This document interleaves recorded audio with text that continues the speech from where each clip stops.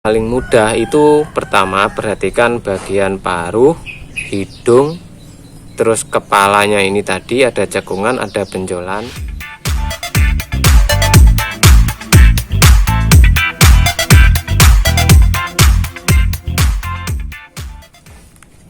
Halo para pecinta berkuntut, ketemu lagi dengan saya di channel Sari Partner.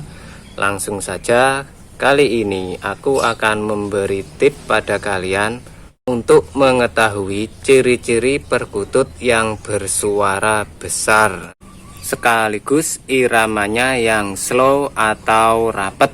Pengalaman saya itu ada 9 ciri-ciri yang menonjol pada bagian tubuh burung perkutut. Dari 9 ciri-ciri tersebut kita kumpas mulai dari ujung paruh sampai ujung kaki. Penasaran apa saja ciri-cirinya? Tapi lihat dulu 2 video perkutut saya ini yang ketika manggung bersuara besar. Nah, ini videonya.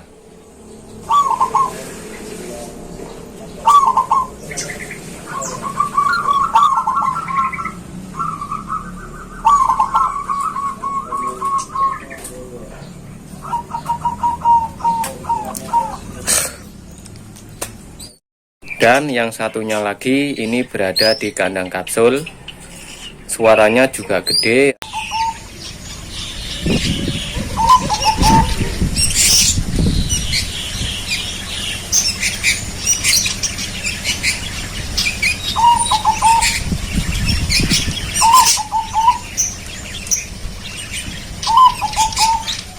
Itulah 2 perkutut saya yang bersuara besar dan dominan, mempunyai ciri-ciri kesamaan fisik yang sama. Untuk jenis perkutut yang bersuara besar sendiri itu tidak tergantung pada bodinya yang gede atau bodinya yang kecil, terus kepalanya yang besar dan kepalanya yang kecil tidak, tapi semua itu tetap mengacu pada 9 ciri-ciri yang sudah saya sebutkan di video ini. Dan sekarang kita lanjut ke ciri-ciri yang pertama. Yang pertama, paruhnya itu besar, tebal, terus di bagian ujung paruh, ujung atas atau ujung bawah itu melengkung. Terus di bagian belakang atau pangkal paruh itu terlihat lebar dan gede. Kalau kita lihat dari samping seperti ini. Nah, kita lihat dari samping sini, pangkal paruhnya ini lebar. Jadi yang pertama itu ujung paruh. Ujung paruhnya ini melengkung, jadi yang bawah ini melengkung, terus yang atas juga melengkung. Dan bagian pangkal itu bagian sini itu terlihat gede dan lebar. Kan ada benar ujungnya melengkung tapi bagian sininya kecil, itu pasti suaranya juga kecil. Tapi kalau ujungnya melengkung terus sininya itu gede, itu rata-rata suaranya bisa besar. Oke, kita berlanjut yang nomor kedua, yaitu bentuk hidungnya harus besar. Hidungnya kalau kita pantau ini, ini itu terlihat kayak mungkruk atau nyembul gede, hidungnya itu besar. Jadi bagian hidungnya ini kalau kita lihat dari depan gini, itu terlihat mungkruk atau nyembul keluar hidungnya. Yang nomor 3 itu kalian raba bagian atas kepala gini. Bagian atas kepala ada cekungan kayak kali, garis seret gini. Nah, bagian atas kepala pas lurus sama mata ini, kalau kita raba gini itu ada cekungan. Cekungan garis dari sini sampai sini itu ada cekungan garis kayak kali lah, cekung seret sampai sini. Sampai sini. Jadi ini garis seret sini. Sampai sini biasanya ada garisnya. Kalau diraba gini itu terasa cekung. Oke, lanjut yang nomor 4. Yang nomor 4, raba lagi bagian belakang kepala sini. Nah, ini jadi kalian raba bagian belakang sini itu, tepatnya di sini ini ada benjolan ya, seukuran beras, cuma beras dipotong lah jadi 2. Habis tadi ya, kita raba di bagian belakang sini. Kalau kita raba dari atas gini seret sampai agak ke belakang, itu terasa ada benjolan agak gede ya. Kalau kita raba gini itu terasa ada benjolan mungkin seukuran beras lah ya, beras kita raba gini ada kerasa ada benjolan di bagian sininya. Yang nomor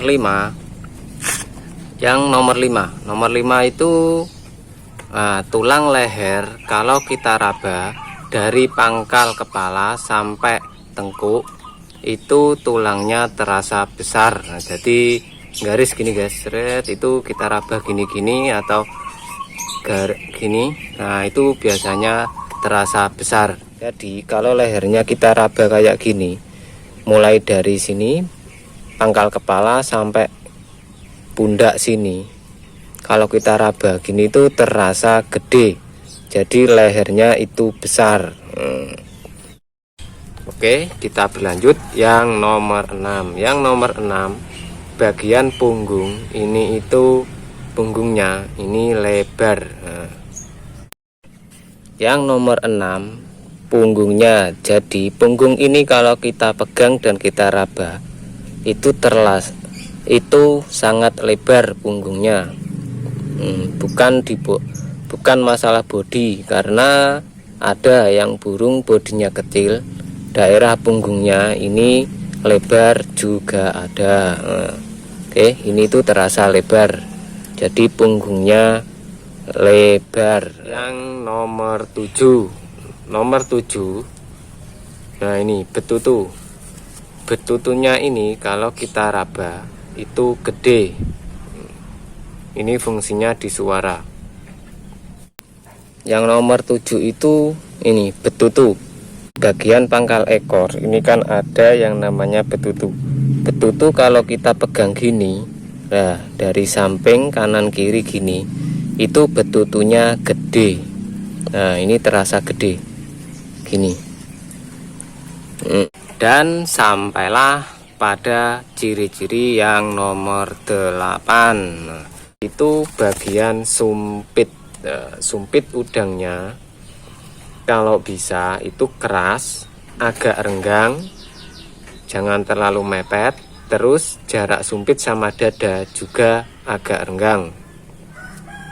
Cari yang bentuk sumpit udangnya ini itu keras tapi agak lebar gini, jadi ada renggangnya, jangan yang mepet gini, yang renggang. Terus sumpit udang ini sama bagian dada sini itu juga kalau bisa renggang, jangan mepet. Jadi antara dada sumpit udang itu juga harus ada jaraknya.